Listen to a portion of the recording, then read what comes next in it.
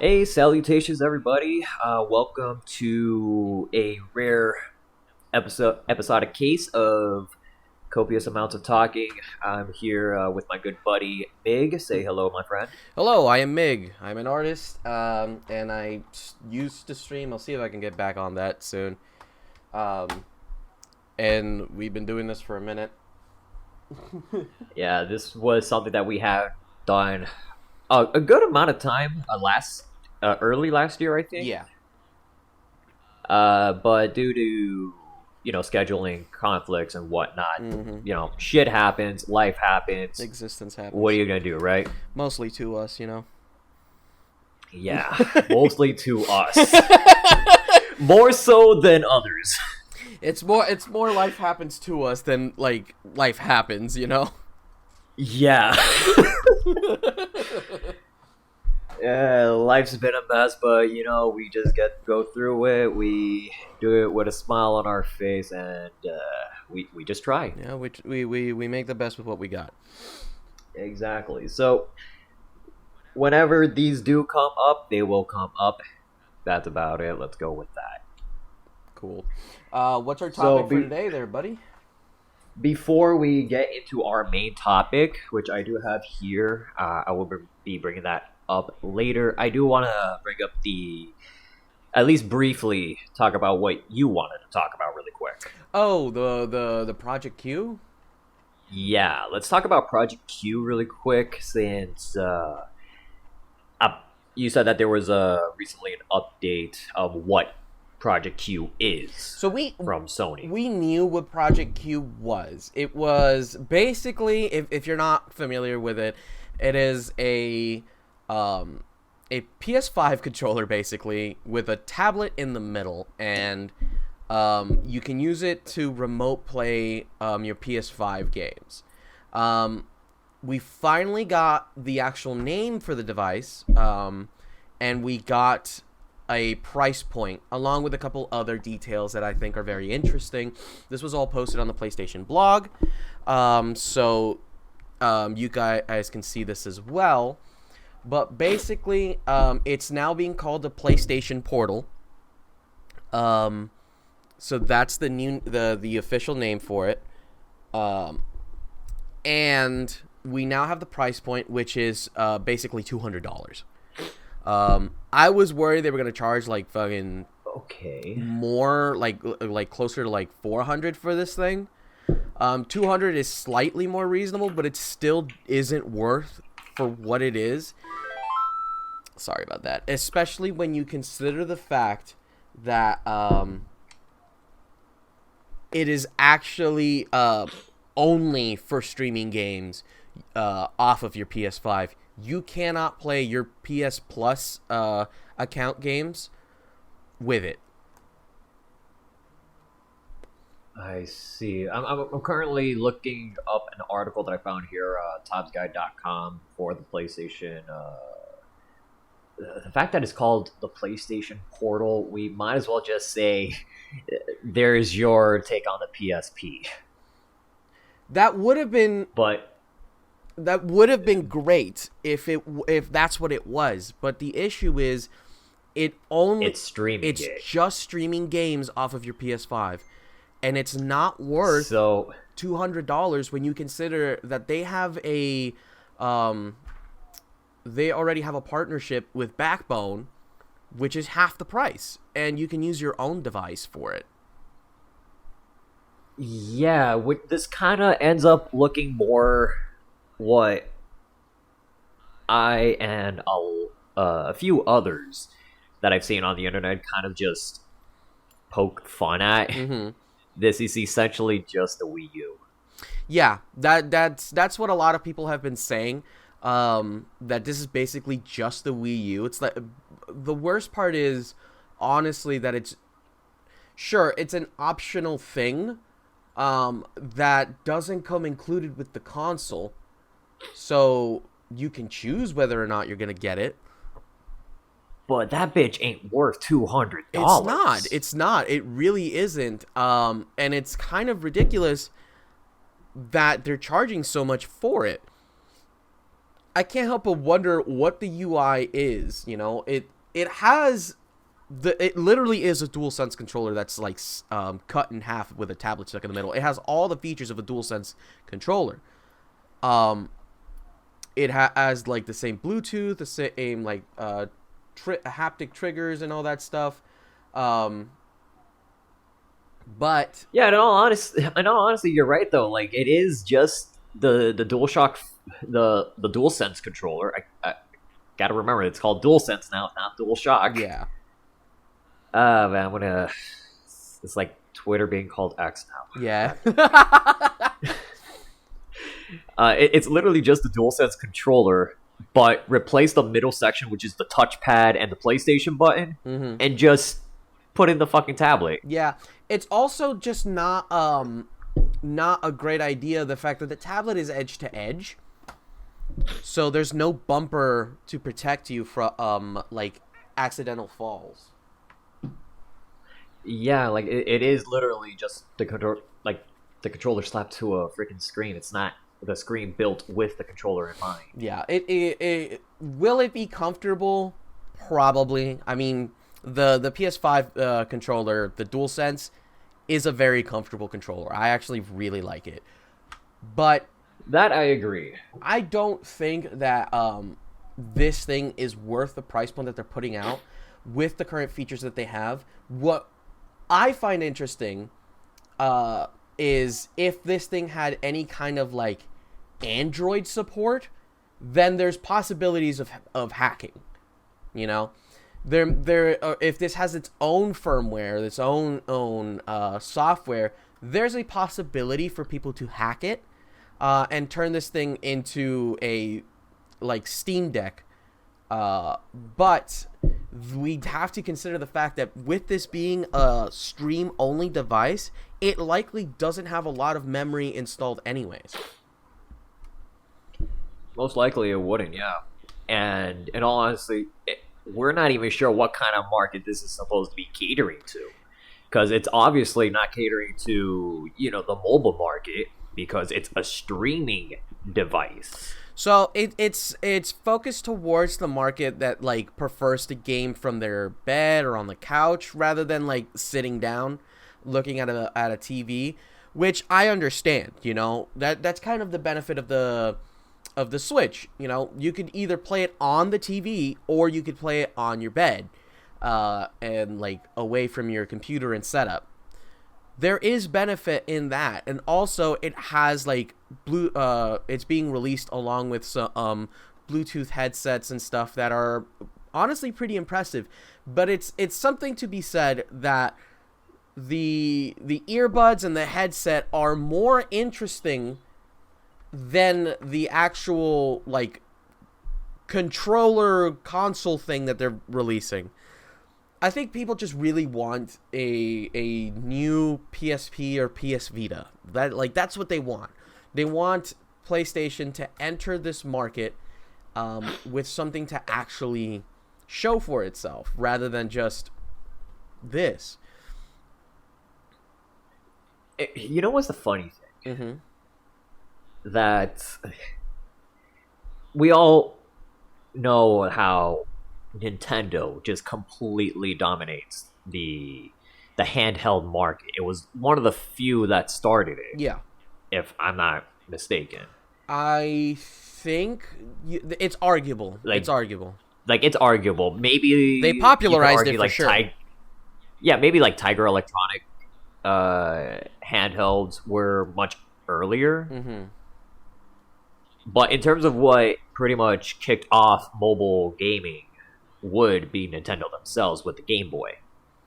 Yeah. It is an arguable thing. You also have the Game & Watch series, which was also mobile gaming, but that too. Mm-hmm. But you are right. It was one of the first cartridge-based mobile games, like games that actually feel like games that you would play at your home. Exactly. Yeah.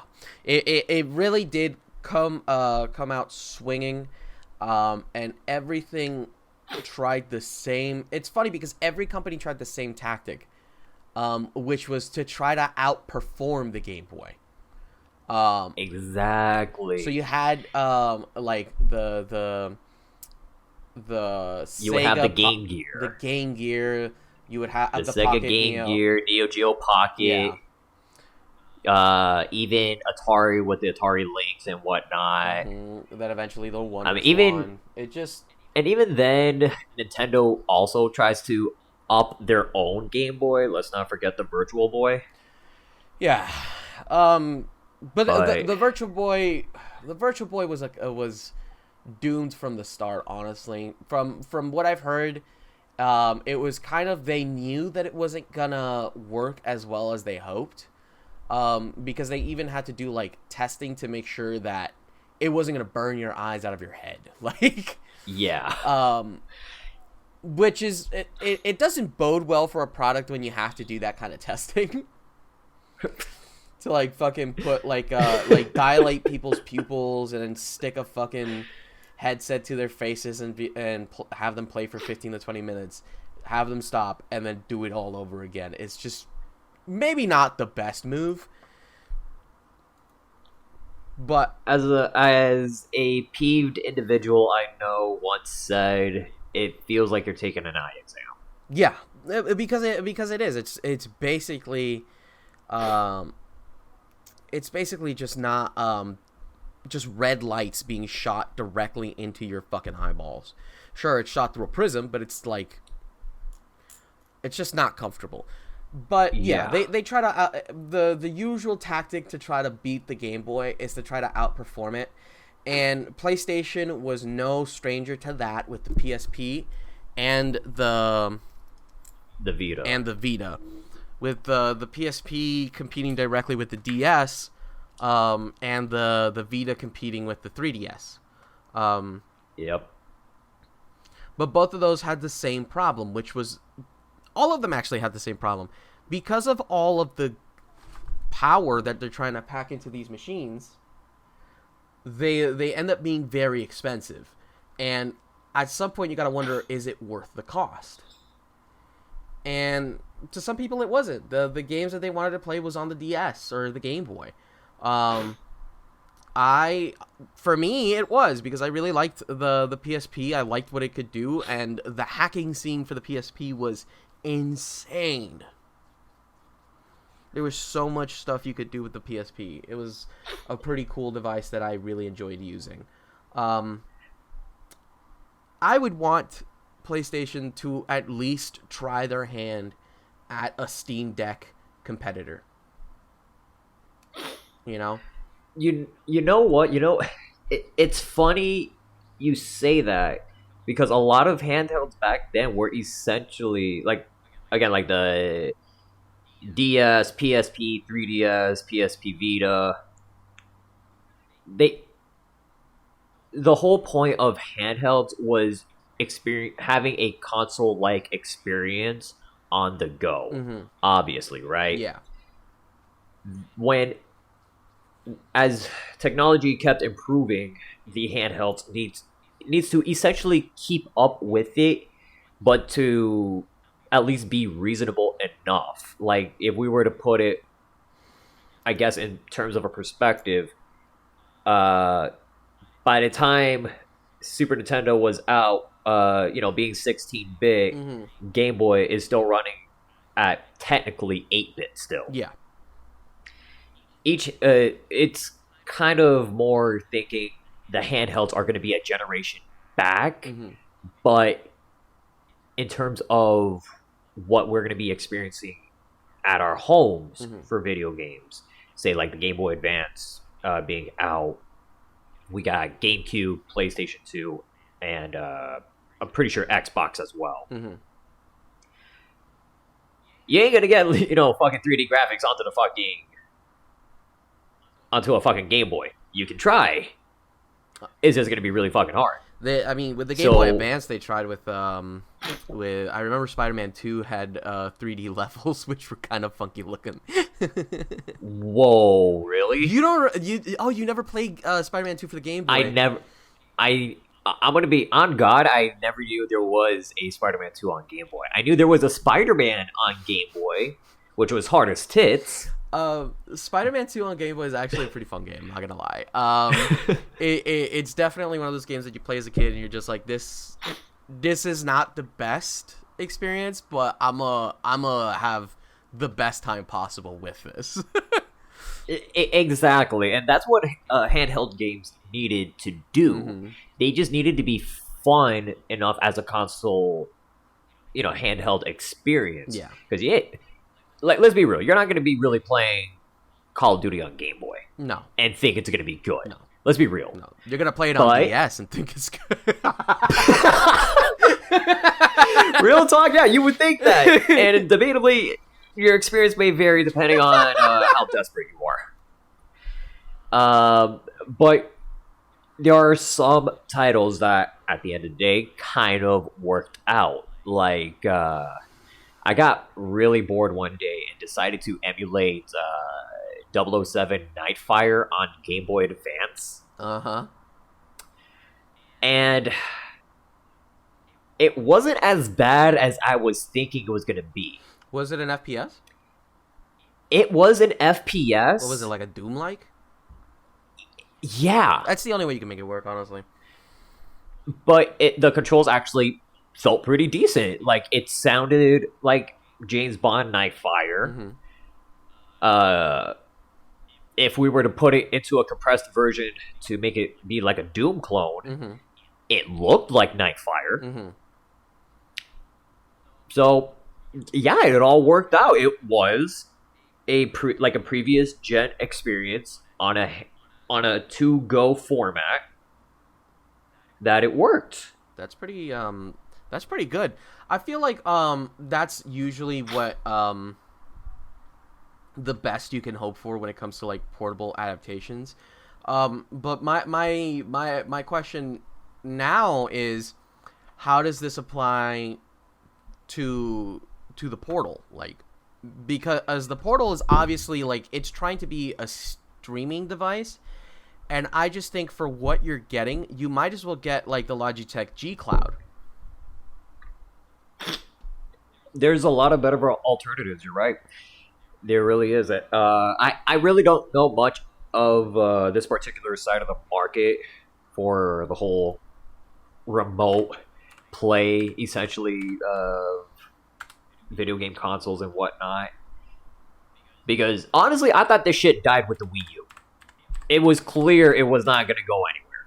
Like, the technology in itself was interesting, but we kind of already knew where this was going when they revealed the Switch. Mm-hmm. They wanted it to be more of a portable experience, not more of a streaming from wherever you want in your home, Mm-hmm.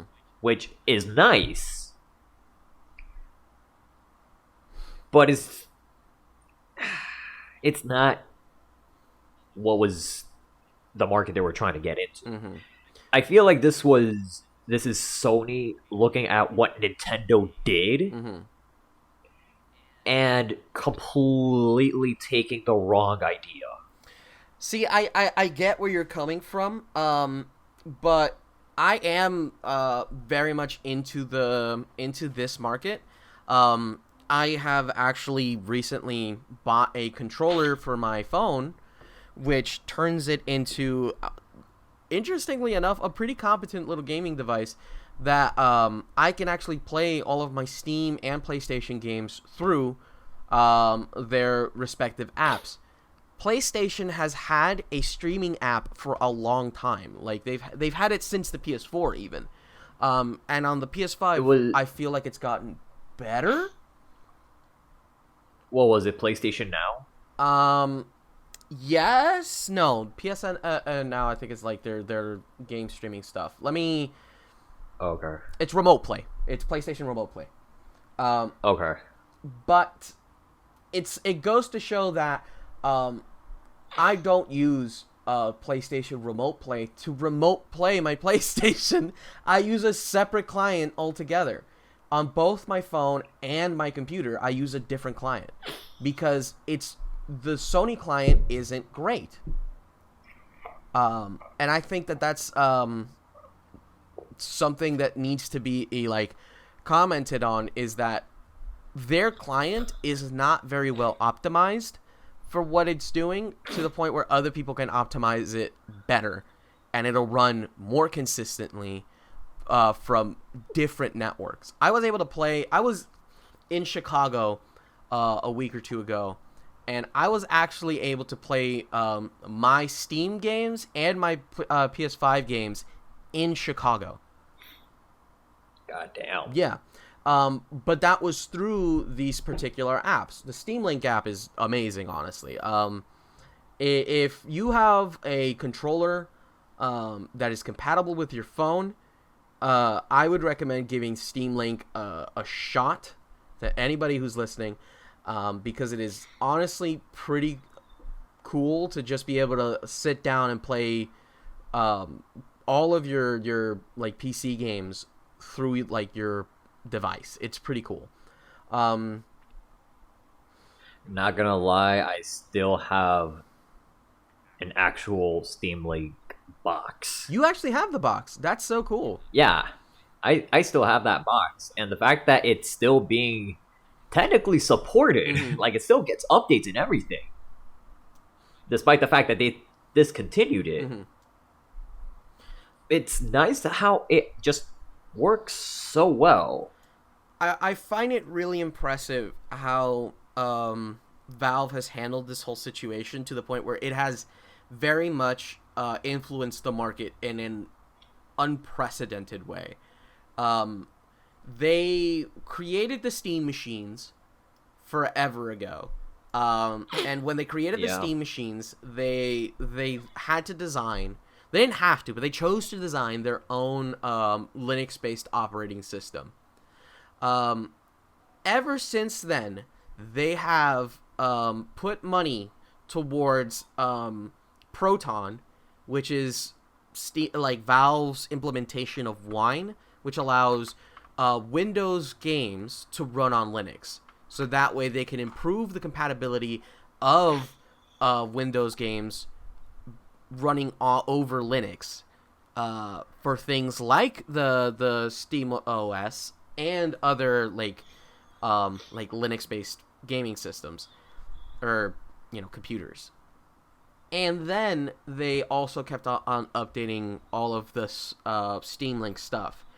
They then had to discontinue their controller because of it just wasn't selling well for a number of reasons. It wasn't. A lot of people didn't understand what it was for. They thought it was just supposed to be straight up a controller replacement, but it's supposed to be a controller for your PC. So it has touchpads and stuff instead of joysticks. It has It's 1 p.m. It has features that you wouldn't see in a normal controller. The idea for the controller, in all honesty, was very out there. It was definitely out of this world for what it was trying to do, and if it was done right, it would have been one of the most advanced controllers ever created. But that's the thing. That's what I want to get to, because the Steam Deck owes so much of its design to the Valve controller, the Steam controller.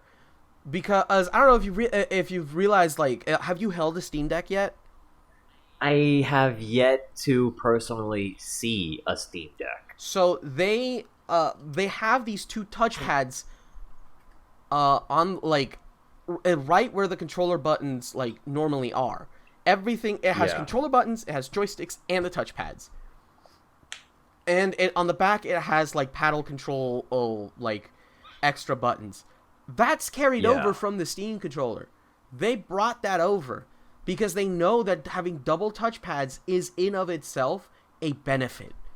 And they were willing to invest into that.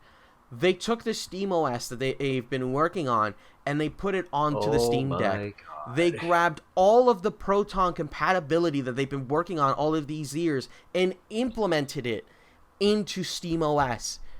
So now more games than ever before are compatible with Linux. Compatible. So it's as though they've been working towards this thing in the background for over a decade. Bro, I just feel like we're just I know we're going deeper into this rabbit hole more than we should, but Jesus Christ, I feel like we're solving the Da Vinci Code. But it very much defined. It has created its own market, because we also had, before this, we had things like the GDP Win. You had other computers that were trying to be tiny gaming computers, but they all had the same problem. They were trying to run Windows, and Windows is not a light operating system. It is very heavy. It is very aggressive to run, especially on mobile hardware. But now that they're using Linux for this, suddenly everybody's realized, oh, this is an option. This is a way to do it.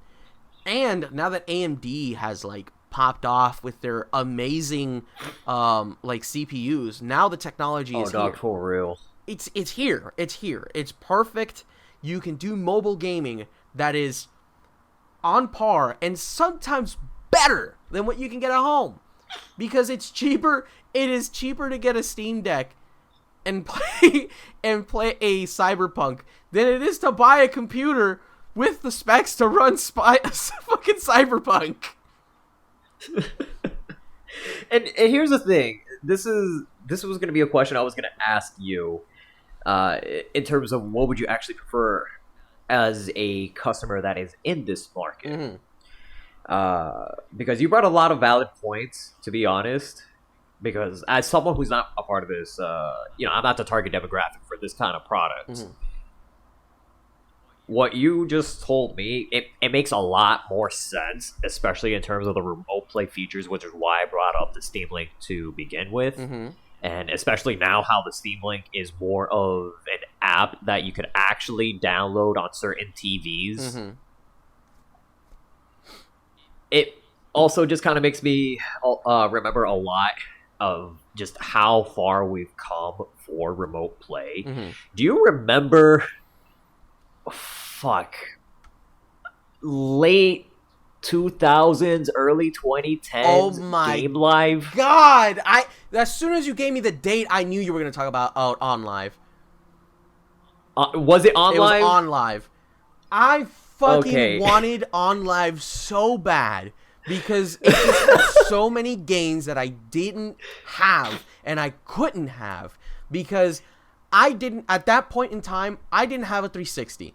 I didn't have a PS4, PS5, PS3. Jesus, I went through 5 generations. Yeah. I didn't have these consoles. The best I had was a fucking GameCube and the original Xbox. That's all I had. And then what was it? There was some kind of streaming box. I remember now. It was the Logitech Review, which was the first Android streaming box that lets you watch like Netflix and YouTube and all of that garbage on it.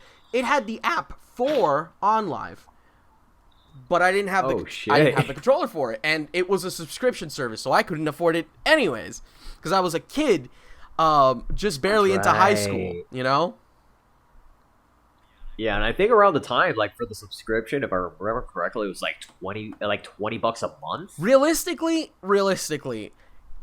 at that point in time, I think it would have been like a valuable subscription. I just don't know if it worked well enough to warrant the value. And that's what I was gonna say, because every now and then I would just take a dive through YouTube and see some, those obscure YouTube channels are just niche, niche YouTube channels, that just talks about the nichest of shit. And one of them was talking about like remote play services. And to be frank on how OnLive worked, it didn't. Yeah, that's what I figured. It was so far ahead of its time that it just didn't work. The thing is, I remember... this is why I know it doesn't work.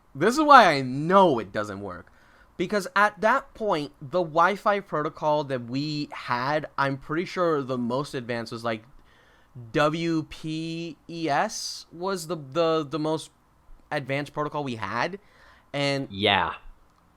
to give you an idea, the PSP ran on that. The PSP cannot connect to routers anymore. You can't. The PlayStation 3 technically has that option too. You literally cannot connect your PSP to the internet anymore because the protocol is just not supported by routers anymore. They just don't have it anymore. They said that shit is so unsecure, it's not worth it. So they don't have it.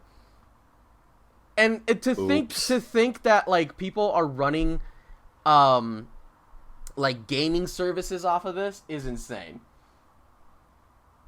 It was slow, it was clunky, it just wasn't great. It wasn't a good time. All right. So, but nowadays Wi-Fi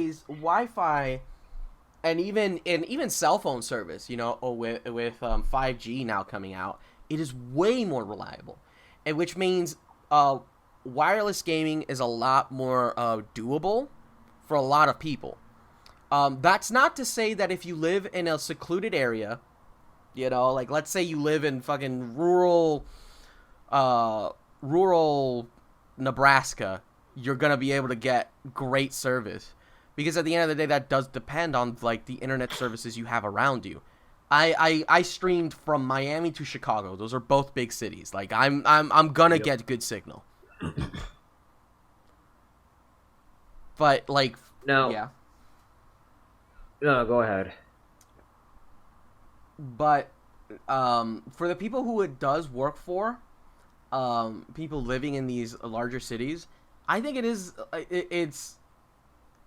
like a valuable thing to get while you wait for a Steam Deck. I think a Steam Deck is usually the end goal because the Steam Deck can play the games natively. It has a lot of storage. It also has a fucking amazing custom scene with people allowing you to like load up RetroArch along with other emulators, and because it is basically its own computer, you can then run software like PlayStation Remote Play from your fucking Steam Deck. So it almost becomes the perfect streaming device, like the perfect mobile gaming device. Some people even use a Switch emulator on it, so they don't even need to buy a Switch anymore. And it's so funny because the Switch emulator, I've heard reports that it runs better than the actual Switch. So you can actually play Tears of the Kingdom at like 60 FPS. Jesus Christ. And it's like, it does honestly feel endgame for now. Like it feels like what people should be leaning towards, and everything else is just to satisfy you until you can afford it. So the question I was meaning to ask you, and I feel like I already have my answer based on how much deeper we went into this. Mm-hmm. As a consumer in this market, mm-hmm.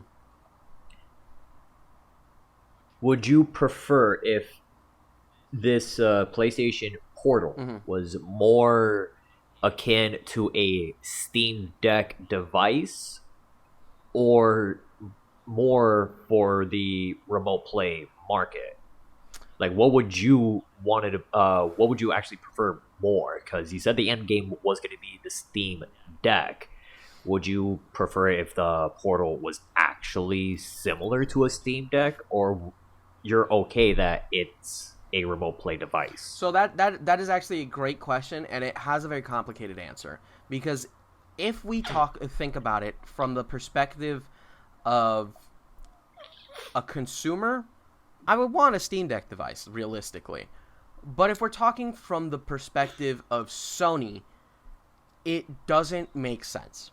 Because then they are no longer competing in the console market against like Xbox and the Switch and stuff, they're now competing against the Steam Deck and themselves, because the Portal would then be able to play all the PS5 games without needing a PS5, which isn't great, especially when you consider how big PS5 games are and how expensive it would be then.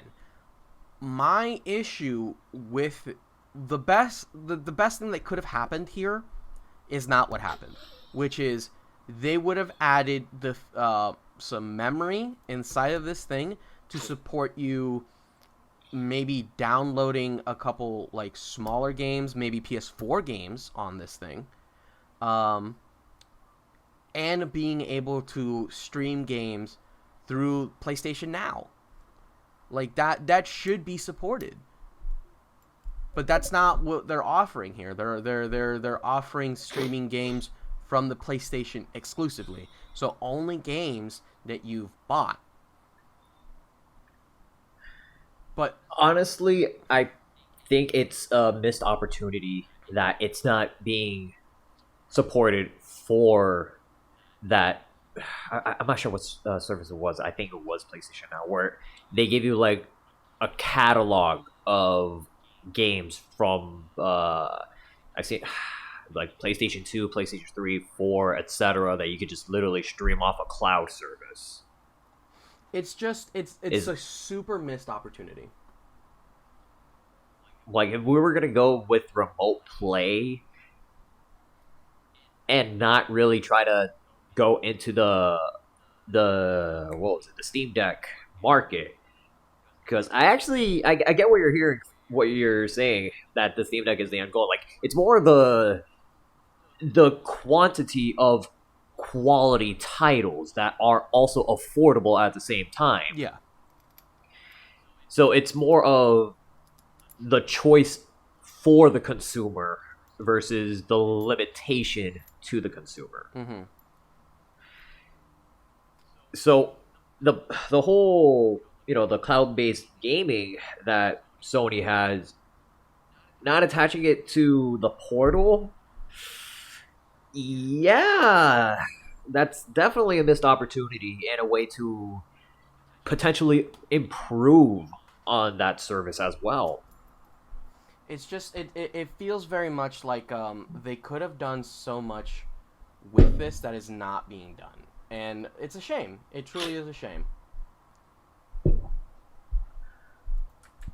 Well, is there any final thoughts or final things you want to say regarding to this topic?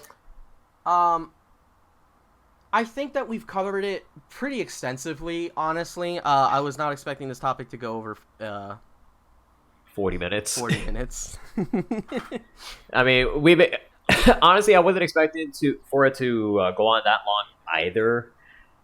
But the fact that you had more information on this allowed me to actually learn more about it myself. Mm-hmm. And it definitely gave me insight on more of this side of the market that I honestly didn't think really existed.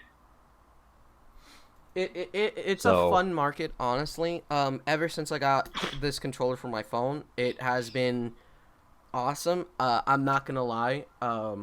Having a Surface Duo is pretty fun for playing DS games, because my phone has 2 screens. So.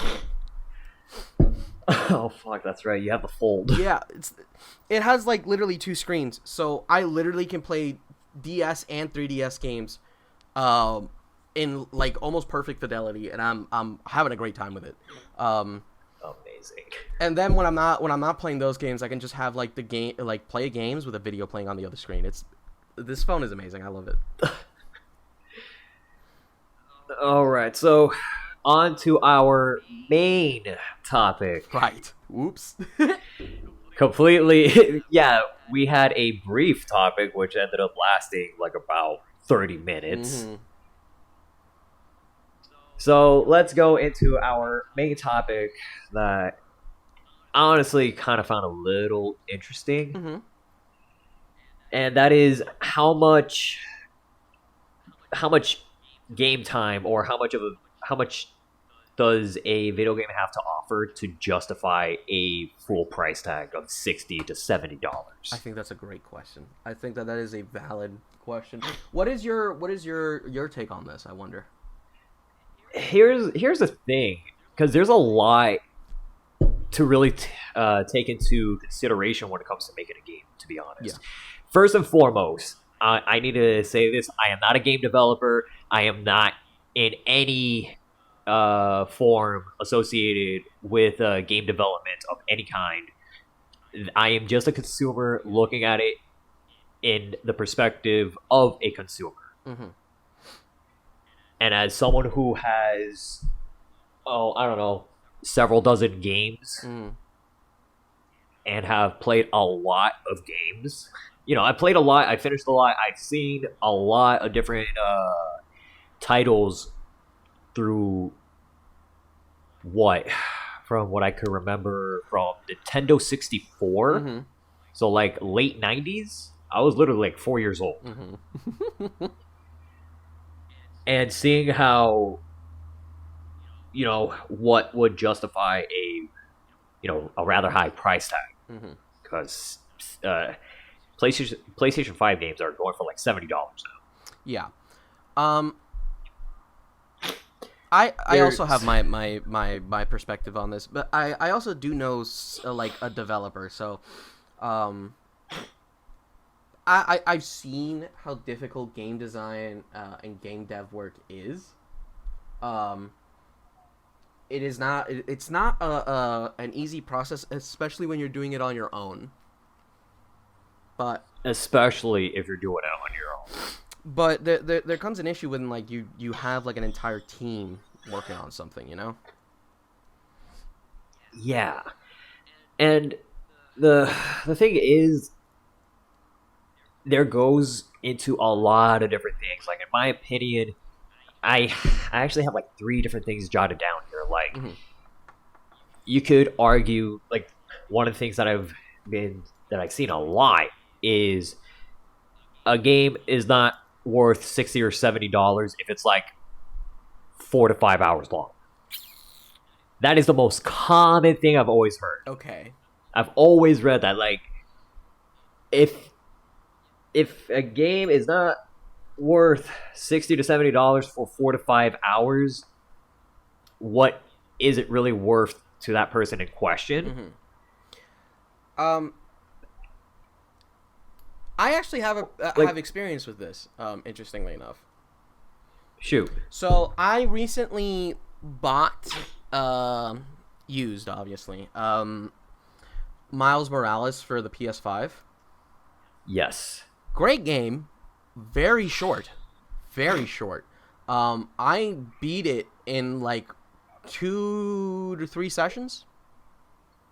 It wasn't very hard, and I 100%ed it too.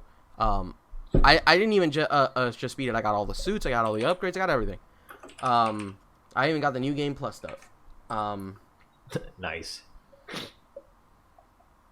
Didn't take me too long. I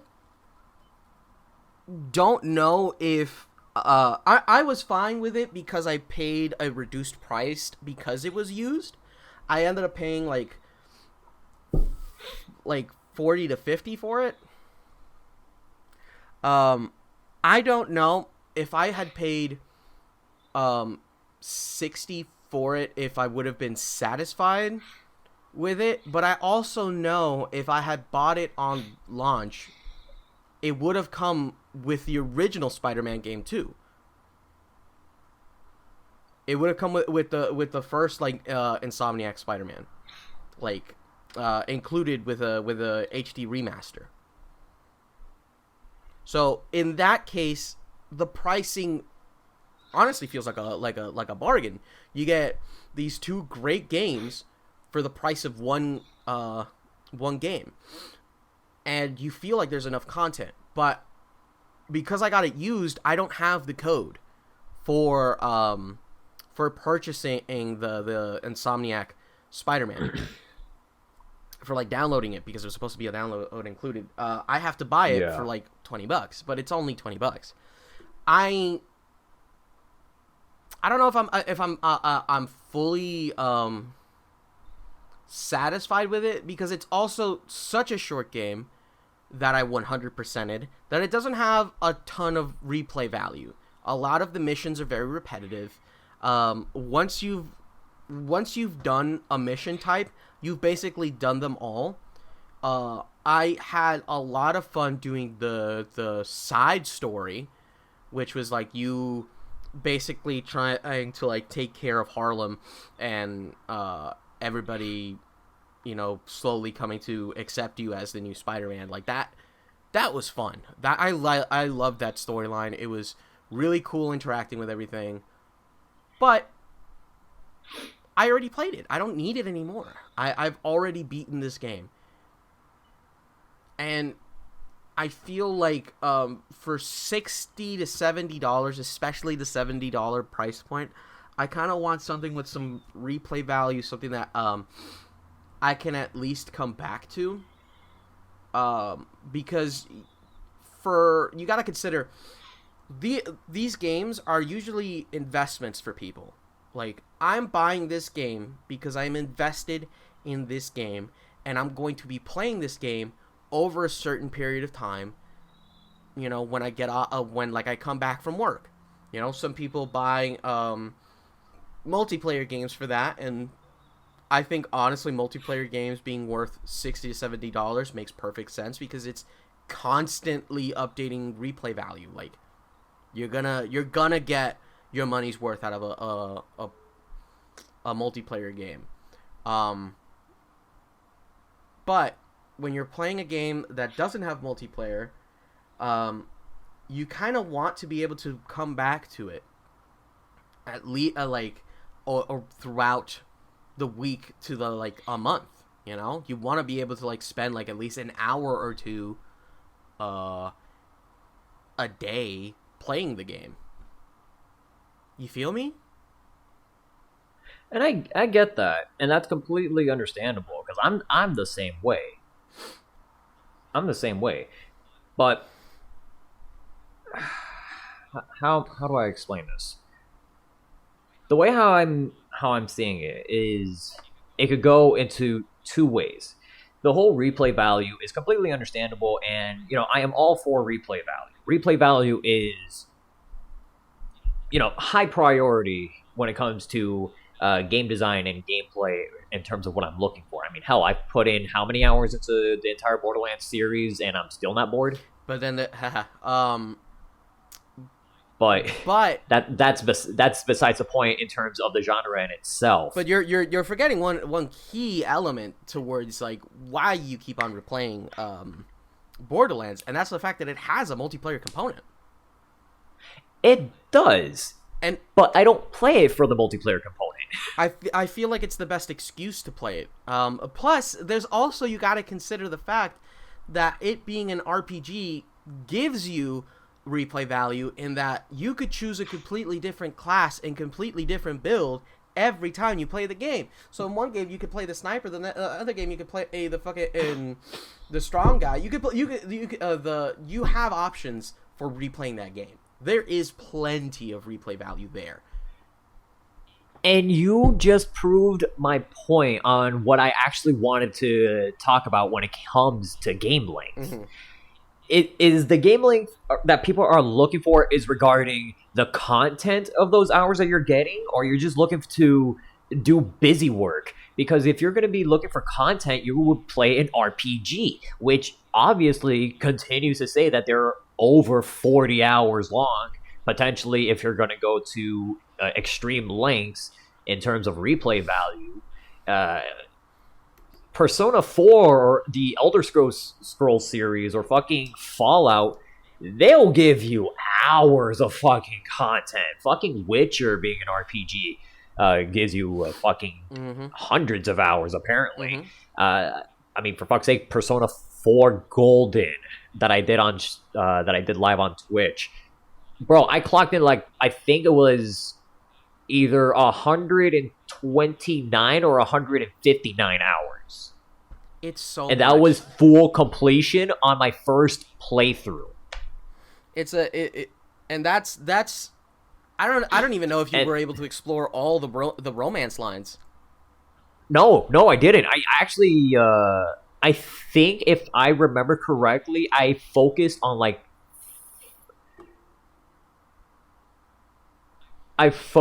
on three characters before I was told that I have to focus on Marie. Mm-hmm. In which case, it started being more. Let me romance Chie. Let me go see if Marie is active. Marie's active. Okay, let's do that. Da da da da da. Hang out with this guy. Try to get as many bonuses as possible. Mm-hmm. And the one that I actually worked on the most was actually the fox, the shrine fox. Interesting. I don't know. Is this cheaper heroes always get me going? You know? But that's besides the point. RPGs would generally provide that kind of content, and you won't be bored by it. I mean, yeah, the amount of hours sound, it sounds overwhelming. Mm-hmm. And I get that. It really does. It puts me off sometimes. But at the same time, I look forward to what am I going to be running into? You know? That seeking the unknown for what the adventure has ahead of me. For games that are not RPGs, Mm-hmm. how much content are you really looking for? It's like first-person shooters are like that. Let me put it this way: for RPGs in general, they have to fall within a certain kind of idea in terms of how the gameplay is going to work out. In every other genre, they have to have more of a focus. Mm-hmm. Like racing, of course, you're gonna have to be, you're driving a fucking car, you're driving something, you're piloting something. First-person shooters, you're in the perspective of you're the eyes of the character. You're either shooting the shit out of things blow up, there's some kind of deep story, whatever. Action adventure, as broad as a fucking genre that is, Yeah. that could lead into like fucking platformers like Mario, Crash Bandicoot, etc. It could be fucking Legend of Zelda. Mm-hmm. More of the light RPG aspects, or open world like Grand Theft Auto, Just Cause, etc. Or it could be something like as cinematic as Heavy Rain, or more of the Telltale games that are more like a reminiscent of like point-and-click adventure games. Mm-hmm. What is it that you're going to be looking for in terms of content? Unfortunately, if you're from what I've experienced so far, like games that are saying, like if I'm playing fucking a first-person shooter and you're telling me there's over 20 hours of gameplay, Mm-hmm. either this is going to have some pseudo RPG element into it Mm-hmm. that would just arbitrarily increase numbers and arbitrarily increase difficulty for no fucking reason. So that means whatever skill I have is not going to be beneficial in any way because I have to go based on an arbitrary number, Mm-hmm. which is what I'm not playing a first-person focused, a focused first-person shooter to begin with. Mm-hmm. I want, solid gunplay. So, in games that would just promote extra hours of gameplay, like X amount of hours, you are telling me you're going to give me a lot of busy work. Yeah, I get where you're coming from. I am not asking for. I get where you're coming from with that. I feel like advertising hours on games that are not RPGs just doesn't make a lot of sense. But like, okay, one of the examples you gave was like racing games, for example, and first-person shooters. Racing games, you will get more hours than you can calculate from that game, simply due to the fact that it's not a game where you are like meeting an objective. It's a game based on skill. It's a game where you are constantly upgrading like your own personal skills. You're training yourself to get better at this game. It's the same thing with fighting games. You can't advertise hours. Precisely. You can't advertise hours on a fighting game because it doesn't make sense. It's only gonna be as long as you're willing to dedicate into it. You know? Exactly. And the fact that both in a sense, and to be fair, I feel like I used the wrong genre for this one, racing, because racing games in general, similar to fighting games, are multiplayer focused. Yeah. You need to have multiple players to get the most out of the experience. Yeah, you can do them single player, do it on your own. Racing games, you'll definitely get more hours out of it because what your goal is in a racing game is to get the fastest time. And fighting games is just it's knowledge check. Yeah. Don't die. Don't die. Don't die. Kick ass. So, I guess a more of a fair comparison would be first-person shooters and I guess platformers. Let's go with that. Yeah. Okay. Because they're both can be single-player focused. Shooters, although yes, there are multiplayer shooters. I am aware that Call of Duty is the most popular first-person shooter ever made. I think. I know. I think. But while you are, I think you're right. I think there is such a thing as like a single-player only shooter, and I think that is a valuable experience in of itself, and it doesn't need to be infinitely long.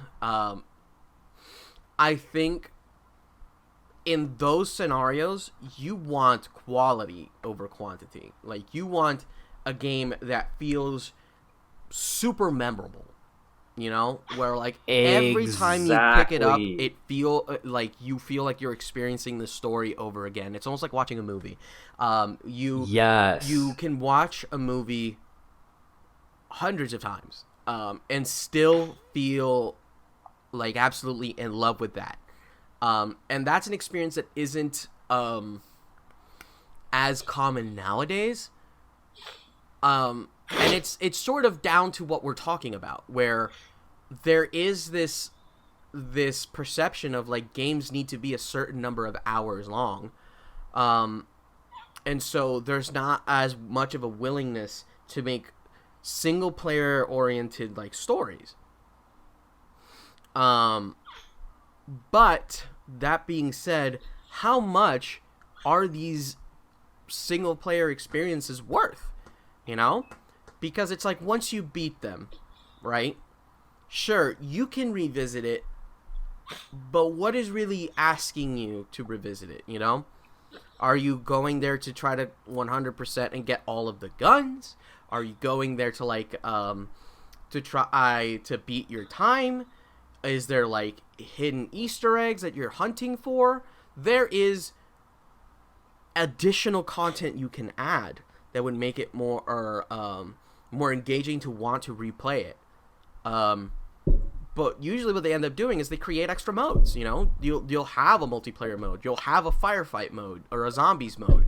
You'll have co-op mode. You'll have options for you to be able to replay and experience this game again with something new, and sometimes with knowledge that you didn't have before, or equipment even with New Game Plus. Dark Souls, for example, is a good example of that, where like I have played Dark Souls 2 God knows how many fucking times, and there's nothing really there for me to keep on coming back to per se. It's the fact that I can choose a different class and just basically roleplay as a completely different character, and every time I play it, I get better at it. It's a game that makes you want to get better. In a first person... Mig, I'm sorry, I'm going to have to cut you off really quick. There's going to be a rare part where it's going to be a little break. I got to use the bathroom really quick. That is fine by me. Do we let the audio keep recording? Let it keep going, Okay, perfect. I'm going to go get some water as well. And we're back. Sorry about that. Sorry about that, guys. Anyway, you were talking about how Dark Souls 2, that you kept coming back to it because you're able to improve on your skills and also just being able to experiment with a different class type, right? Yeah. There is replay value there, and I get that it's an RPG technically, so it doesn't Yeah. it shouldn't fall into this conversation per se because we've kind of excluded them. But I think back to games like that, and I feel as though it's worthwhile exploring those stories again. Metroid, for example, I think is a good transition. I have replayed Metroid games so many fucking times, but I feel like it's in part because the story is so fun for what it is, and I love just the puzzle solving going through it, and it's like I know the answer to most things. It's just it then becomes like, how fast can I get through it? You know, I start trying to figure out. I still haven't finished, but I was planning out a speedrun route for Metroid Prime on Switch. Ah, yes. I need to sit down and actually do that because I want to try to beat my own time while 100%ing the game. Oh, that's like the most fun you could have right now. Oh my god, it's so fucking fun. And honestly, in regards to Metroid Prime or Metroid as a series in general, that honestly, Metroid Dread, was that a full price game? Yeah, that was a full price game. Okay, so honestly, do not ask me about the pricing for it because I got the fucking I pre-ordered the fuck out of that shit and I got the premium edition, so I got a bunch of shit with it. So I don't even know what did and didn't come with it. Hang on, let me just look up Metroid Dread really quick to see like if I'm getting the correct information here. What is it going for on Nintendo's eShop? Any day now. Oh my god, just tell me the fucking price tag, please. Right quick, can we talk about $60? $60. It's a full price game. It's a fucking big game though. To an extent, it can be a big game because here's the thing. Because when you look at it in the eyes of a first-time player, right? Like, we have to keep that in mind that for a first-time player, your hours will vary. Obviously. What can be viewed as an 8-hour title to a first-timer, that could be 20 hours. Yeah, fair. Like, if we put it into the perspective of Metroid, it's going to be 20 hours because, like, what? 10 of those hours are you getting lost. Not saying anything from personal experience. Sounds like a personal issue. Not gonna lie. Not saying anything from personal experience. This is more in terms of the aspect of a first-time player. I get what you mean. You know, but the more you play the game, as you grow in experience, as anybody would with any kind of topic or activity, that those amount of hours start to get reduced to what theoretically is the average length of the game. So what you're going to be receiving in terms of content is the quality of that content. Like, did you really enjoy what you just played? Completely erasing the pricing point. And that's a valid point. That's a very valid point. Rebuttal.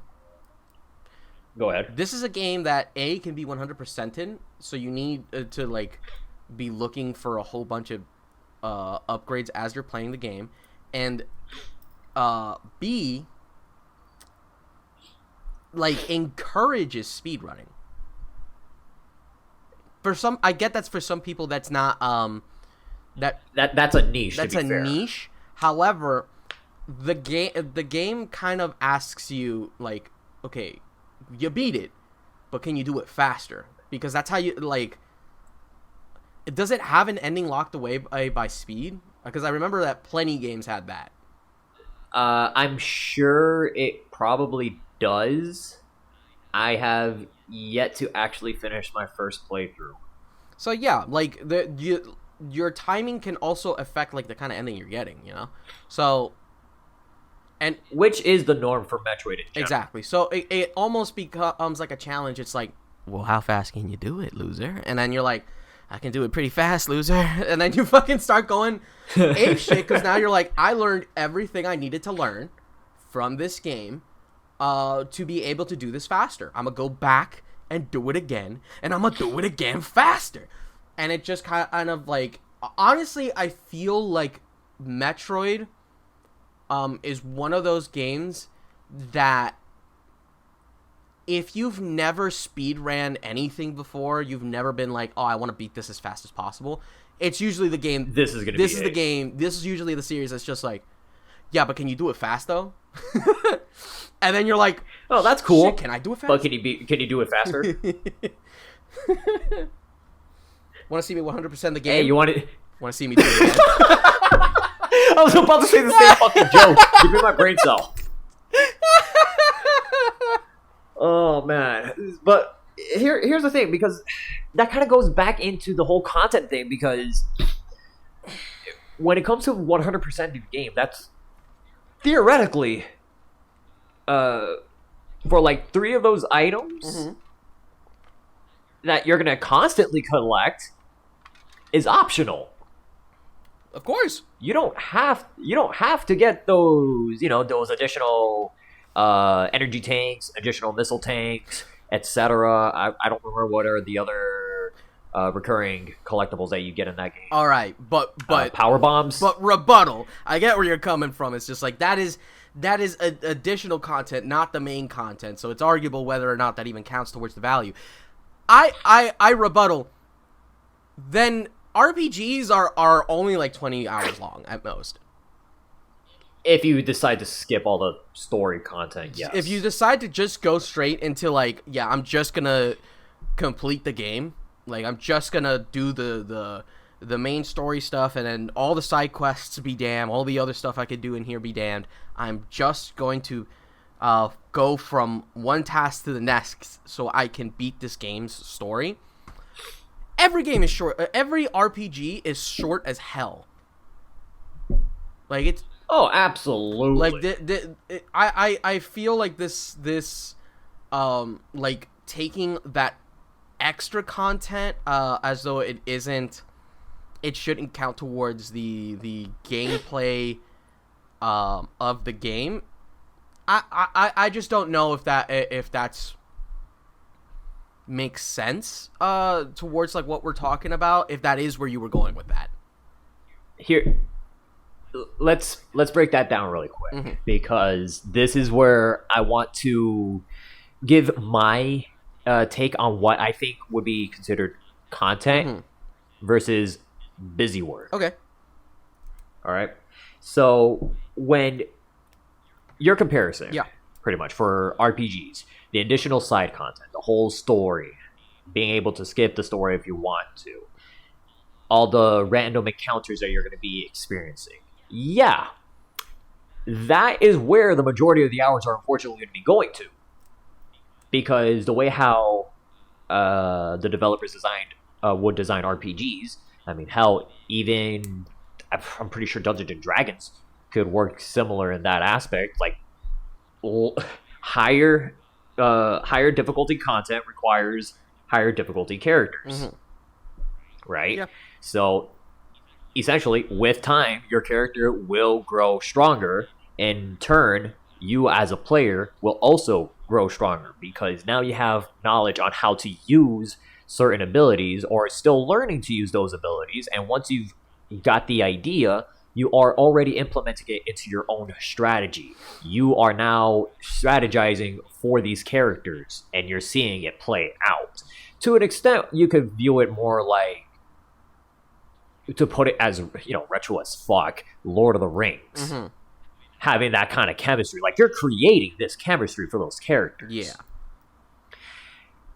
And for RPGs, that is what you're doing. You're viewing the bond of these characters, or even then, like, the growth of your character that you're playing as, and seeing them triumph through all these mishaps, whether it be helping a little boy find his lost dog to fighting God. That really is the range, isn't it? Yes, it is. That really is how You're damn right. how these games go. Holy shit. And to be fair, it's all, for the most part, it is all optional. Speedrunners don't even have to grind. They'll be fighting God at level 20, for fuck's sake, just using the items that they bought in stores. But that's beside the point. The busy work would just be the grinding portion. Yeah. The content would be the story in itself, the world building. Okay. The world around you is the content. If there's not, if you're giving me, all right, let's go with this. If Ys 10, which has yet to come out, ends up being less of what Ys 9 was for an RPG, yeah, I am going to be questioning the price point, because when you gave us so much in each Ys game for an action RPG and a lot of side content, let me tell you, I finished all that side content and I get enjoyment out of it. If I don't get something, similar to that, not even something higher, just the same standard for Ys 10, yeah, I would have no problem.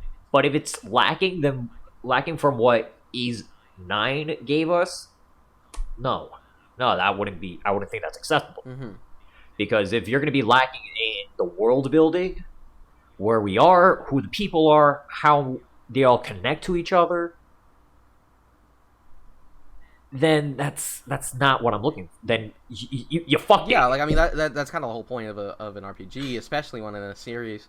Is Ys like Final Fantasy, where each game is its own thing, or is there like a narrative? Yes. Okay. Each game is their own thing, but they do reference very loose references to the previous games. They're all like in the same world. Yeah, like it takes place all in the same world, but it's not like the adventure you would have in Ys 5 is going to take directly into Ys 6. No, what happens in Ys 5 is going to be completely different than what's going to happen in Ys 6. The only one I can say for sure is Ys 1 to Ys 2. That's the only one that links together. Because the ending of Ys 1 literally goes into the start of Ys 2. Okay. But, now, that's more of what I would view as the busy work for RPGs, But then you're gonna have, like, games, like, that are not RPGs, like, say, let's say Far Cry. Yeah. Right? Let's say Far Cry... I haven't played Far Cry 5, so let's say Far Cry 3 or Far Cry 4. I haven't played either, but I'll take your word for it. They're primarily first-person shooters. Yeah. They have light RPG elements. You're not going by arbitrary damage numbers. Not at all. What you are getting is just additional skills on how to kill your enemies, like how to go around them, avoid them, how to handle more of them, etc. Additional abilities to go on for your adventure. It's not like, oh, this AK-47 is stronger than this AK-47 because it's blue. No, you use whatever weapons you decide to use for however long throughout the whole game if you want to, and you just shoot. If in Far Cry, the content is all the additional side stuff that you get to do because it's an open world game as well. And they all benefit you as a player. you liberate certain villages, they become fast travels. You liberate the radio tower. Like if you actually gain control of radio towers, you pretty much open up an area that you weren't able to view before of your on your map. So you gain something from doing these side quests. It's not just busy work. You get benefits from it. Exactly, which goes into the gameplay of it, which is content to an extent because you also get rewarded for it by getting money to buy more guns, buy more gear, etc. You know, small stuff to push you forward. It, let's go with a different one. Devil May Cry. Yeah. Something we actually both know. Let's go with this one. In Devil May Cry, the whole thing on it is you're going level by level. Yeah. It's essentially a 3D beat 'em up. Yeah. Right? Like, to put it bluntly as it is, it's a 3D beat 'em up. Yeah, I think that's exactly what it is.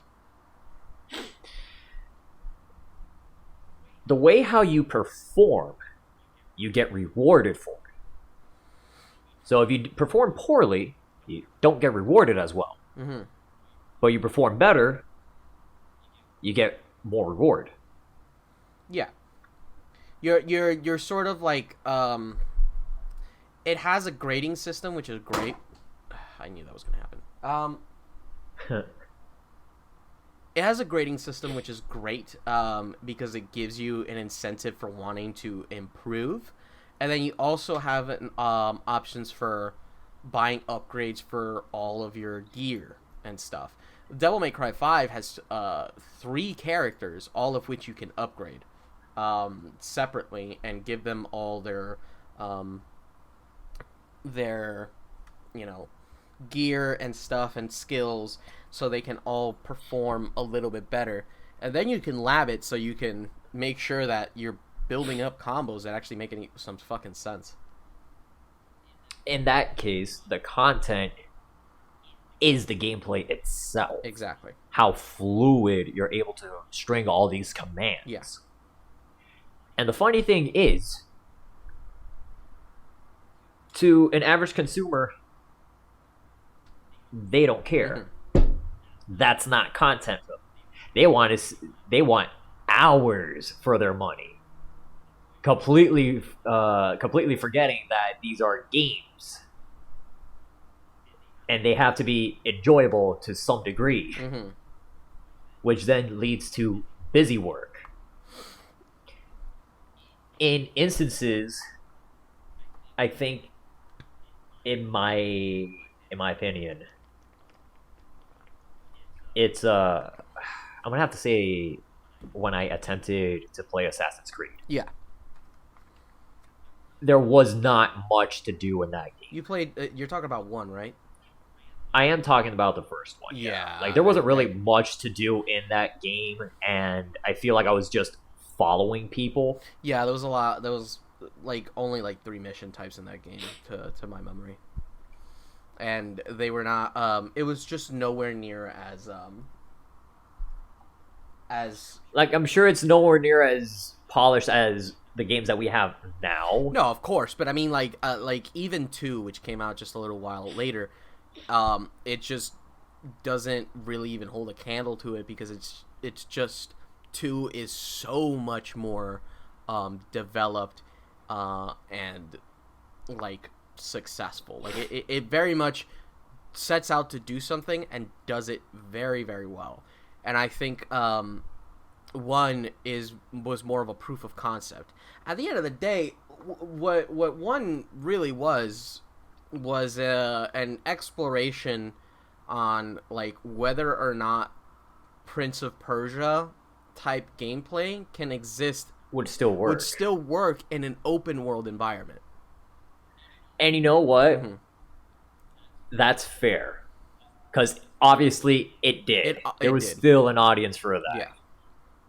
And in that regard, this is goes into another kind of topic where sometimes games come out to be more of a proof of concept, whether it be is this an IP worth building upon, or more of pushing the graphic capability of the console, etc. Because there are some games that were, I think it was like The Order 1886 on PlayStation 4 way back when, that shit was going for like, I think it was $60, and that shit was only like 5 hours. Yeah. But it was beautiful to look at, apparently. So this kind of goes more in line. This will go more in line, like, if it's just a one-off of a game, to see if that's something that would trigger, there has to be some kind of, at least something to hold them in. Yeah. If it's not the gameplay that's doing it, it has to be at least what you're, the story that you're portraying. And if it's not that, it's gonna have to be the gameplay. I feel like that was also, that was where like Assassin's Creed really did shine, was that the story was very interesting. Like the concept of like the Animus and the DNA memories and all that stuff. Like that was a cool concept that we had never seen before. And now has like become such a, like, it's become almost common knowledge for like gamers. Like we all know the basics of Assassin's Creed and all that stuff. We know the basics of the storylines. Precisely. Like, it usually the first game will just start it off, whether it be telling you in terms of the story or just being graphically impressive, because they didn't really have much to flesh off in terms of gameplay. Understandable, but that's where your money is going to be going towards. It's not going to be going towards like how good the game actually is. You're going in, if you're going in to enjoy an experience that can later evolve. Mm-hmm. And back then, I would say that would make sense. Mm-hmm. You know, because there was a lot of games in the PlayStation 2 era or the Nintendo 64 era that there's not a lot that goes on in the game, but it is more to tease what can be for future titles. Mm-hmm. The best example I could think of was Zone of the Enders on PlayStation 2. Mm-hmm. Right? That game for the PlayStation 2 is fucking phenomenal looking. Mm-hmm. It's, I mean, of course, it's made by Konami. Yeah. It was back in their, it was developed by Konami. heyday. Back in their heyday, and back when Hideo Kojima and Konami were actually good friends. Yeah, before they locked him in the basement. And then he got out. But yeah, like, Kojima had worked on Zone of the Enders. And you can tell because, graphically speaking, Mm-hmm. it's on par with Metal Gear Solid 2. I feel like Kojima, while he enjoys writing fun stories that, like, they have like deeper meanings, but they also just are very entertaining. Something he really enjoys is just pushing the envelope of what games are capable of. Yes, exactly. And like, there's a lot of, again, that goes into this kind of goes into the my next topic that also gets tied with game length. Mm-hmm. Graphically impressive games can be lacking in the hours, but you're there for the experience. Mm-hmm. And Zone of the Enders was an experience to keep you, on your toes to what Metal Gear Solid 2 is going to look like. And then you end up getting the sequel to Zone of the Enders, Second Runner, which is hard as fuck, by the way. I actually recently bought Zone of the Enders for Steam. It was like on sale for $1. So I think that's the HD version that is bugged up the ass. Let me check. I don't even remember where the fuck I bought it. Oh shit. I know I have the receipt. It's not as though it's lost forever. But it's just while we're on a tangent, have you heard this thing about Kojima that apparently he's been cursed with the gift of prophecy? Oh my god. I think I've heard something about that, but go ahead. It was like the most recent example was with fucking Death Stranding being about a delivery worker trying to deliver packages in a world where everybody has to stay inside because the outside is dangerous. Right, yeah. Is like there's some kind of like myalgia that's like gonna kill you if you step outside. 2020. Well, it literally the next 2020 year, be giving you the side eye and shit. the next fucking year, Corona hits. What the fuck? So I don't know what it is, but honestly, I feel like Kojima knows something. that's what I'm saying. He knows something, and he's the only way he's able to do that is through entertainment media that is video games. Because let's be real, like, do you remember what was the whole thing about Metal Gear Solid 2? No, I don't remember. I remember that there was something about it, but I don't remember what it was. That's why I didn't bring it up. What was it? In layman's terms, so you remember the Patriots, right? Yeah. For anyone who doesn't know who the Patriots are, and no, not the New England Patriots, the Patriots from Metal Gear Solid. They're essentially a group of high power government officials that pretty much overrun the president's rulings. They are the ones who are in control of the United States of America. Mm-hmm.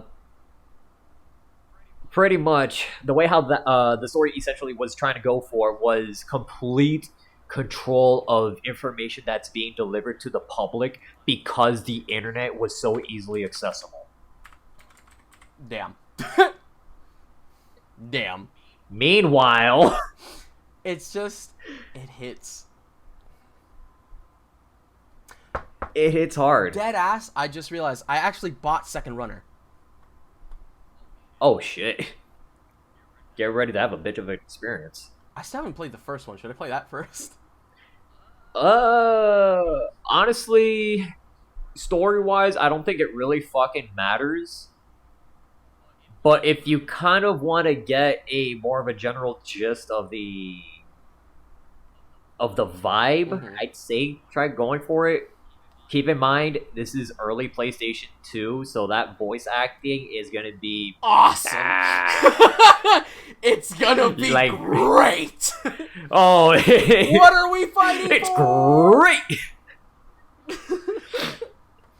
Oh my god.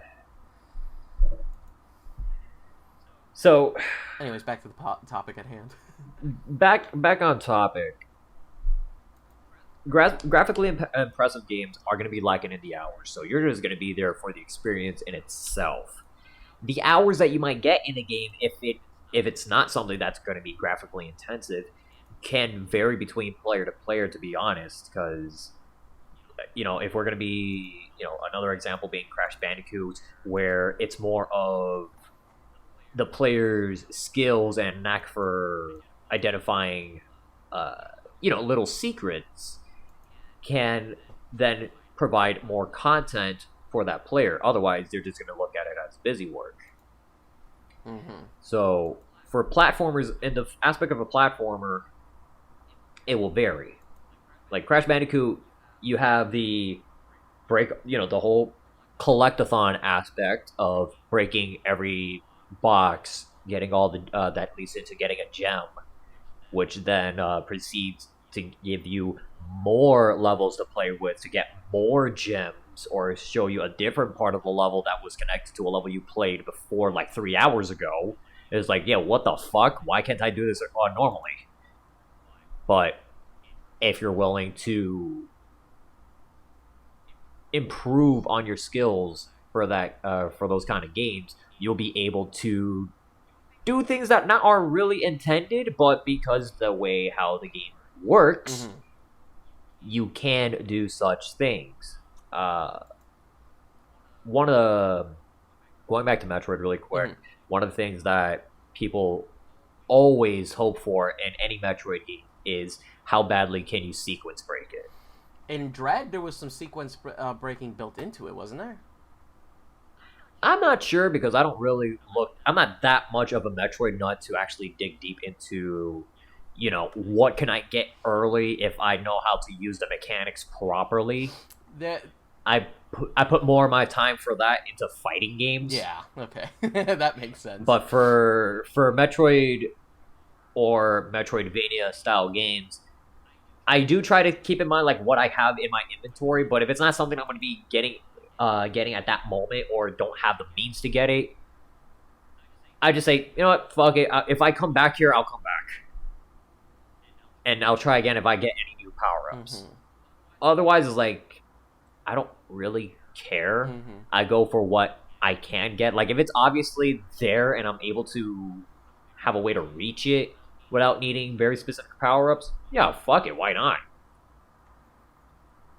But aside from that, it's just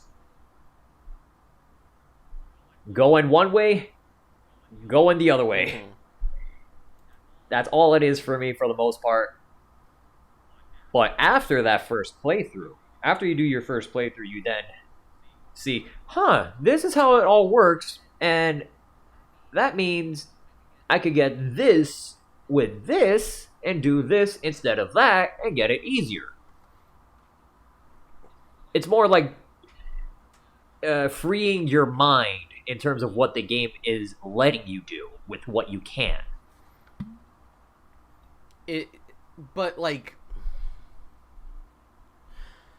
while that is entirely valid, if the game doesn't encourage you to do so, I don't know how valid it is for this argument. You know, Like not specifically for Metroid, but like for the Metroidvania genre, or what was another term I heard for it? Search action games. I'm not gonna lie, I kind of fucking hate that. You hate that term? I kind of prefer Metroidvanias. I feel like Metroidvania is just so fun to say. I feel like people are a little like too hung up on like fucking what was it, roguelike as a term, that they're like, what, like, I hate that term. I want a different one. And it took them forever to come up with it. Mystery Dungeon. Mystery Dungeon. It just makes way more sense. And it's like, it still is a game, like, it's still named after a fucking game, but it doesn't matter because it describes everything you need to know about it. Yeah, and what does Mystery Dungeon emulate? Rogue. Pretty much. Like, you get random generated dungeons, random generated enemies, hazards, etc. Mm-hmm. But you have a concurrent story, so it's rogue light. Mm-hmm. But we can't call it that, so we call it Mystery Dungeon. Yes. What else was called Mystery Dungeon? Chocobo Mystery Dungeon. It doesn't fucking matter at this point. Like, it really doesn't fucking matter. It's just whatever that can be. If it can be classified as that genre, it will be as that genre. I just heard it in both aspects, but like, yeah. Metroidvania is easier to say. I took forever to remember search action. But whatever. I just feel like search action just sounds too fucking clunky. A little bit. It also doesn't even fully like. It's like I feel like there's also like platforming involved in it, and it's just X, Y, and Z. I just don't know. I don't feel like search action really is a good term for it. Regardless, this is beside the point. Yeah. So what I was trying to get at is somewhat tying to what you were saying earlier, how your hours or like the game that you want to play should have some kind of replay value. Mm-hmm.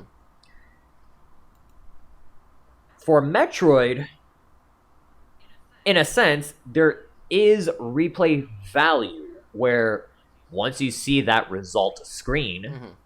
you get that percentage, you get a time. Mm-hmm. To an average player, to them, those are arbitrary numbers. Yeah, like they don't mean nothing.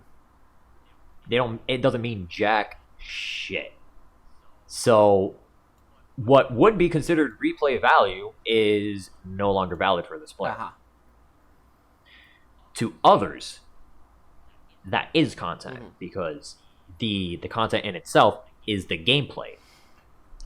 And you know me, I'm a stickler for gameplay. Gameplay has to be king for me. I feel like what we're slowly narrowing it down to is there needs to be enough content to warrant the price, but also that content needs to be quality enough to warrant the price. So it's like you can have a shorter game that's very high quality, or a longer game that maybe isn't as high quality but it's still like good quality. You have to find that balance depending on what kind of game you're trying to make to warrant the $60 to $70 price point. Yeah, and honestly, that kind of goes into my final point in all this. Do the amount of hours for your $60 or $70 game really matter? I think it would depend on the game, realistically. And honestly, that is the biggest, the simplest answer we could give it. It was the biggest simple answer we could give it. Depends on the game. RPGs, bro, you guys are. How long does it take for an RPG to come out? Let's be real. That shit takes like what, 4 or 5 years? 6, maybe 10.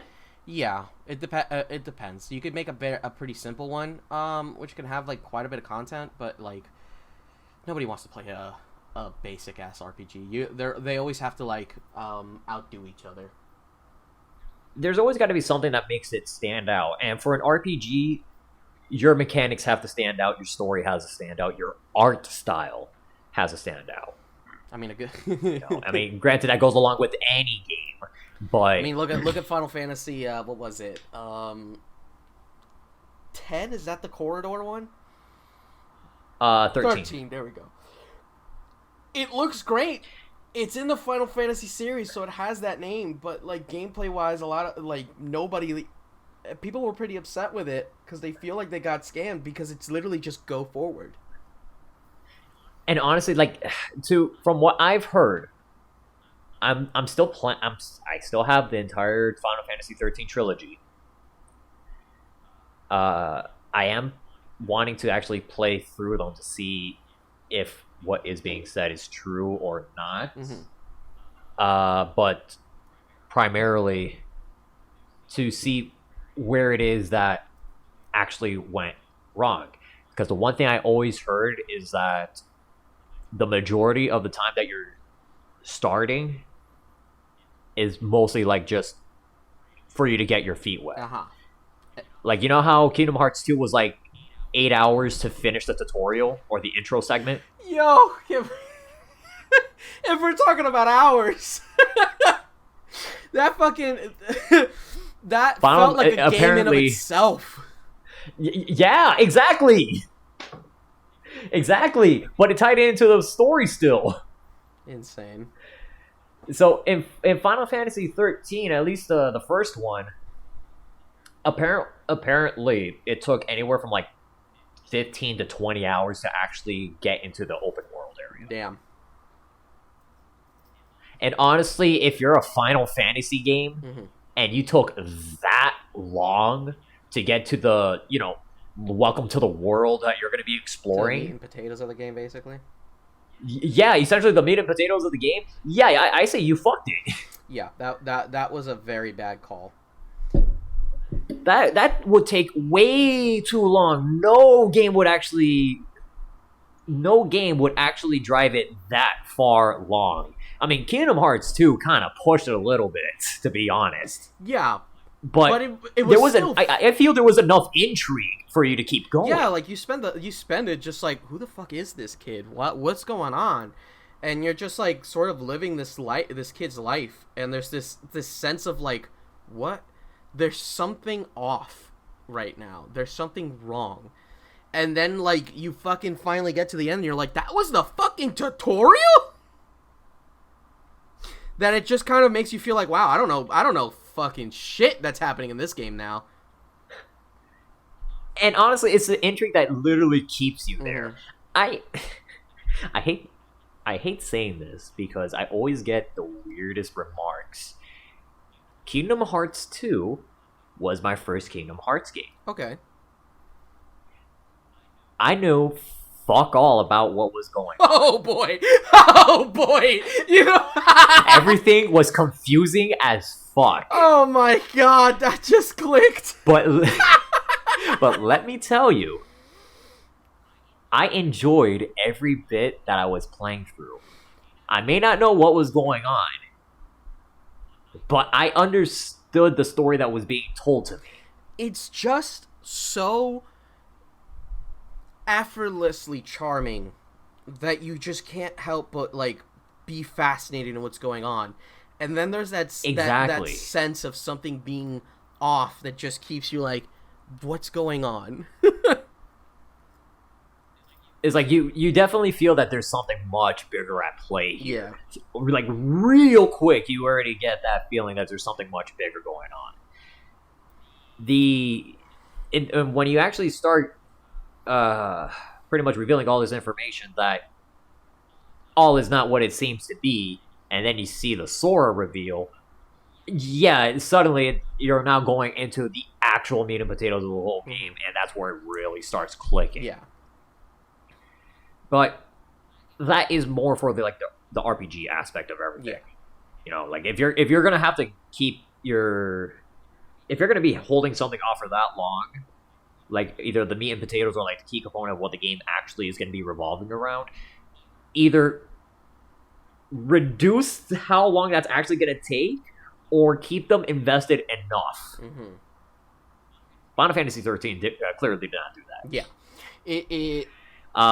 It really didn't do well in being able to introduce people into its gameplay, which then made its actual gameplay just completely moot, because if no one gets to the gameplay, they're not gonna know whether or not your game is good. They're just gonna go on the first impressions. At the end of the day, first impressions matter. Yeah, first impressions do matter. And personally, for me, this is why I say, in my opinion, gameplay is king. Mm-hmm. If the first thing you're going to experience as soon as you play the game, outside of like an opening cutscene, is the controls. Mm-hmm. How fluid do your controls feel? Mm-hmm. What are you able to do with those controls? How is it going to be related to the gameplay at hand? If you're playing a platformer, fluid controls is a requirement. Like, you can't just have a platformer and just botch the platforming. You can make it beautiful as fuck. It ain't gonna mean shit if I can't successfully jump from one platform to another with ease. It's just, yeah. For a shooter, I need that precision. That was something that Mario 64 did well. It was one of the first 3D games, but then it took into consideration, it gave you space for you to just experiment with the controls and get to know them with no urgency. You know, you didn't have to get to the castle immediately. You didn't know something was wrong yet, and it takes so much. It allows you to experiment and swim and jump and just climb trees and very much get a feeling for the controls. And then also it adds like a drop shadow, so you always know where the fuck you're positioned. It just did so much well that, like, yeah, there was a lot that took into consideration for the platforming experience that Nintendo at that time is wanting to give to players. It did it successfully well for that time. If you were to look at it now, yeah, it's going to be dated as shit, but then again, that's like looking at chess and complaining that it has only black and white pieces. But, you know, it's like, for its time, that's what it is. Where's the DLC for this game? I get that I have, like, knights, rooks, and bishops, but can I download, like, a paladin? Like, what's going on here? Where's my unicorn? Where's my barbarian? And why does it have to be a king? Where's the prince? Where's the prince? Where's the Khan? Just like, can we get Genghis Khan in this bitch? Genghis Khan in this bitch?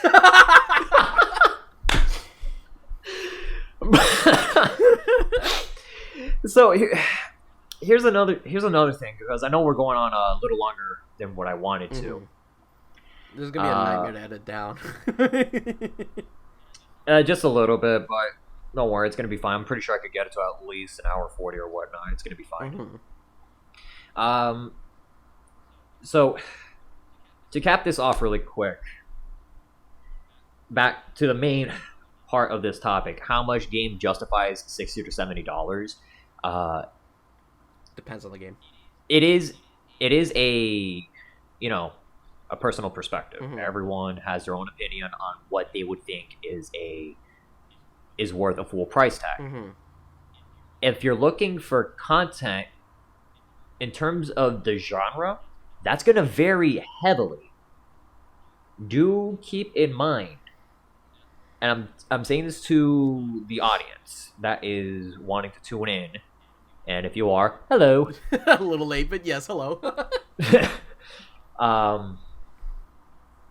Do keep in mind, everyone, that if you're going to be playing, a game that is being full priced, and the reason for this topic was because I saw a tweet saying that Ratchet and Clank Rift Apart, since it recently came out on, it got ported to Steam. It was going for $70. Yeah. And there were tweets saying that this game, because it was I think it was 8 or 10 hours long, did not deserve a full price tag. I don't know about that. I don't know about that. And yeah, you're saying that because you know why that is such a hot take. Yeah, that one's fucking red hot. That's glowing how hot it is. Because what you're getting in those 8 hours is a solid story, because Ratchet and Clank always has a pretty good story. You get the most up-to-date Ratchet and Clank gameplay you're going to be experiencing. Yeah.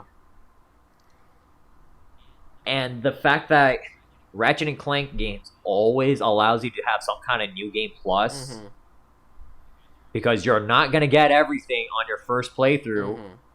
I repeat, you will not getting everything on your first playthrough. You want to know why? Because that's where your hours are coming from.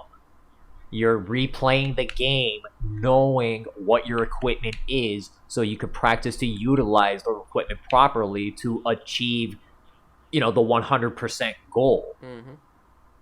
The replay value in certain games is in the controls, in the gameplay, the environments that you're going to be using these abilities for. I mean, literally the same shit was said with Doom Eternal, that it's a fucking 8 to 10 hour game. It should not deserve fucking $60. Like, buddy, with all the shit that you're able to do, the fact that they offer higher difficulties because you are able to single-handedly do all of that on a higher difficulty without a problem if you master the controls. I think this is really just, if we're talking about games that are not Nintendo games, this is a non-argument.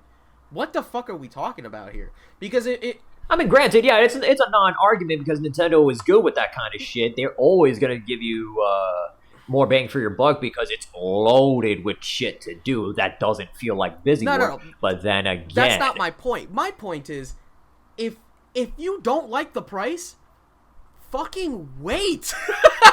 It's gonna go on sale. Just hold off. You can get a game that is $60 for $30. I fucking promise you. Just wait a little bit, and you're gonna get the fucking game. What does it matter if it's $60? If it's not a Nintendo game, the price is gonna go down. Nintendo games, their prices are fucking steady. They don't fucking move.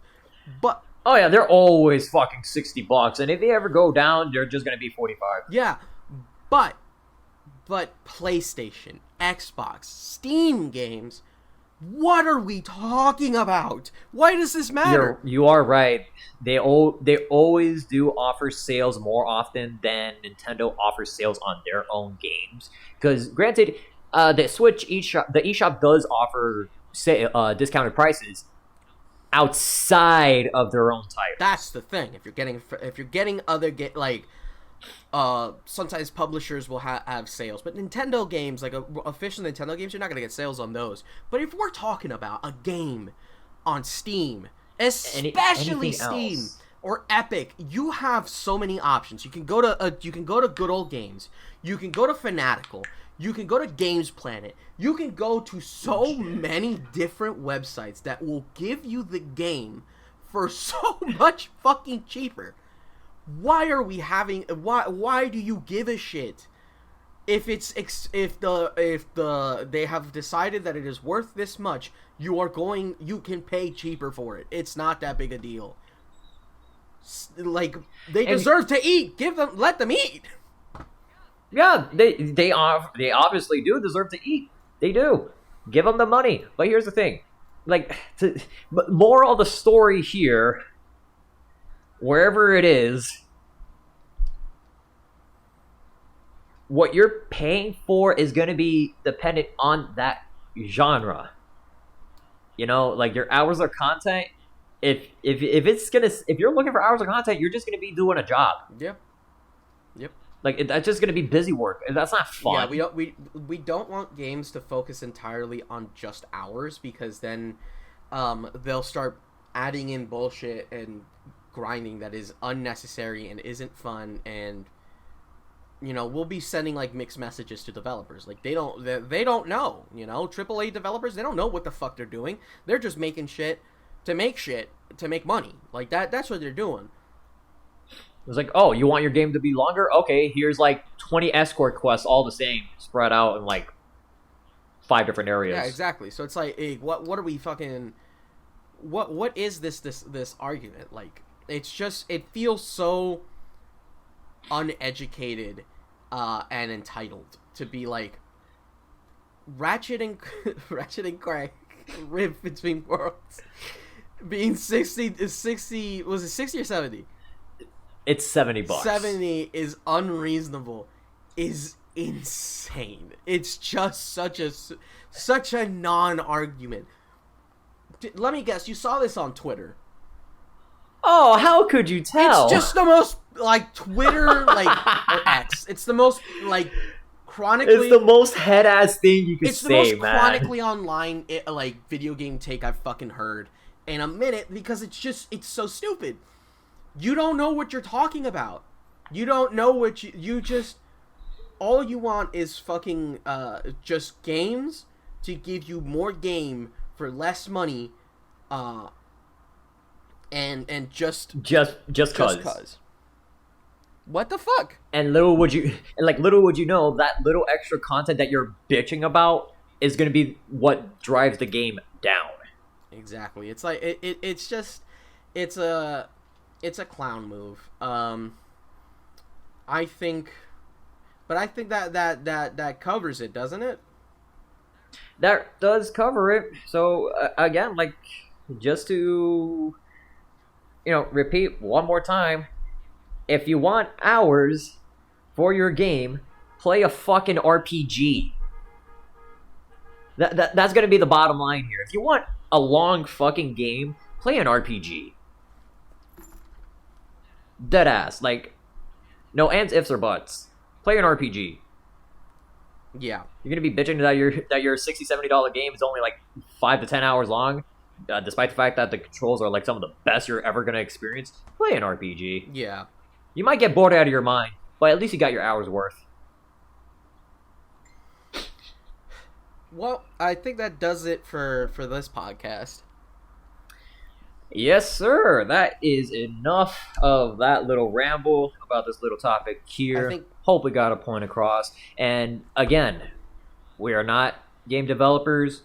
We are just the average consumer that just wants to share our opinion of what this situation entails in terms of what we view it as. Like, video games are my hobby. And graphic design is my passion. Is more in terms of the graphic design.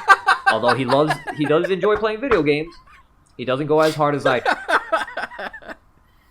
So we are just consumers at the end of the day that are given our insight of what we've experienced in terms of the games, of what they're offering, what they are setting out to do, and if what is in the game, if it matters or not. Like, is the gameplay the main focus? Great. So the amount of hours really doesn't matter because you're going to be replaying it. Mm-hmm.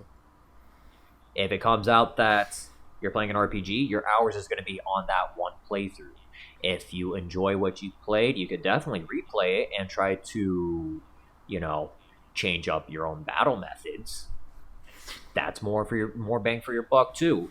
First person shooters, the same thing. You're just playing out different. You're playing the same scenario, yes, but you're planning it out in a different way. That's where most of your hours are coming from. At the end of the day, it's your choice. But if you're gonna bitch, play an RPG. Uh-huh. And that's going to be it for today, guys. Mig, thanks so much for joining me on this little conversation today, man. I am more than happy to do this more often. I'll see if I can bring more topics like I did with the PlayStation Portal. I'll try to keep an eye out for anything. So if we ever decide to do this again, we'll have more up-to-date news to talk about as well. Absolutely, and everyone watching, if you do want to share your thoughts, please try to keep it clean and just share your thoughts on what's your take on this. Do you think $60 to $70 would justify if the gameplay is at its peak, or do you really just want to enjoy more busy work? Leave them in the comments. I'll try to read them the best I can, but if I don't get to it, well, it's just know I do read these. So, till next time, guys. You all have a fantastic night. Thank you so much for watching, and we'll see you all later. You guys take it easy and be safe. Have a good one.